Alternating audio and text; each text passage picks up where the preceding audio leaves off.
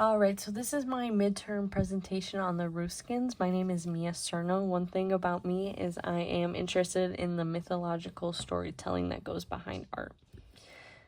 Next slide.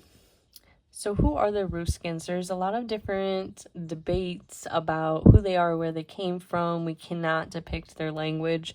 I think that they're possibly a Greek minority population who went off to accept many different immigrant populations, and they became their own culture. They definitely specialize in working with bronze, as you will see in the next slides. And then my thesis statement is that the Ethruscans' location near many different waterways allowed them access to different materials as well as connections with different cultures, with which tailored their unique storytelling art style. Next slide. So this is the Capitoline woof. It originated in Rome, Italy. It is from 500 to 480 BCE. It is made of bronze, 2 feet, 7.5 inches tall, cast using the lost wax method. It is one single mold, and it depicts the mythological story of infants Romulus and Remus, the founders of Rome. So, as we can see upon initial viewing, this she-wolf is in a very fierce stance. We can see her muscles, we can see her ribs, we can see a very stiff kind of look she has. The face is depicting fear, anger, protection. We can see a little bit of texture around the neck, depicting some fur. And then down below, we see Romulus and Remus, who appear happy as can be. So the story of Romulus and Remus is that they were abandoned as infants. They were left to die, and they were raised by this she-wolf. They ended up growing up to become the founders of Rome. Unfortunately, at the end of the story, Romulus does kill Remus, his own brother. So I think that overall, this piece represents the tragedies that we face within childhood and how those can follow us into our adult life. Next slide. So this is the Chimera of Arezzo. It originated in Arezzo, Italy, first half 4th century BCE. It is made of bronze, 2 feet, 7.5 inches tall. It is from the classical era, and it depicts the composite monster Arezzo being slain by the Greek hero Bellerophon. So as we can see here, very similar stance. We can see the ribs. We can see a very anatomically correct body.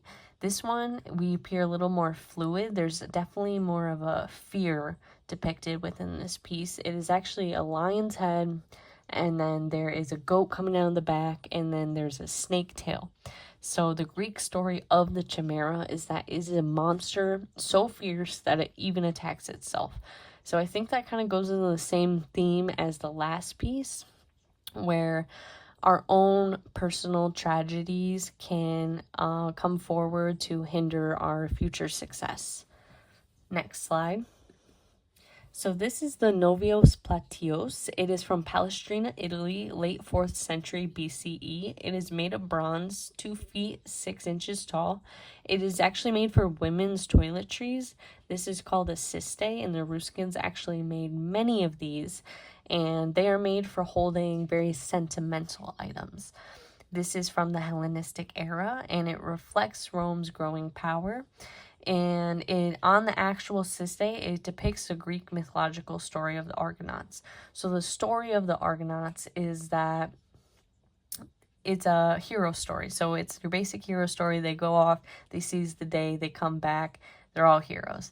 So it reflects the history during this time. Rome is taking over, and the Ethruscans need something hopeful to look at. So this piece really just represents unity. We can see the people on the top linked arm in arm, and I just had to include the back view because it was just too cute not to. Next slide. All right, so overall, the Ethruscans art displays trauma and power within their culture. They were possibly a minority population who worked their way up to success and then were ultimately overtaken by the Romans. Their art portrays a respect and a remembrance to the tragedies they have survived. Their culture is deeply embedded with their connection to one another.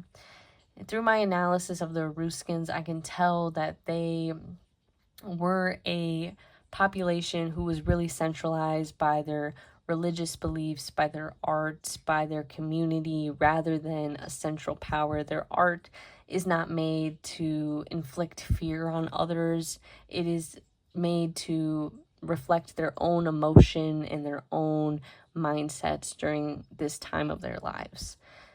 And that is all for my presentation today. Thank you so much for listening. I hope I did not bore you.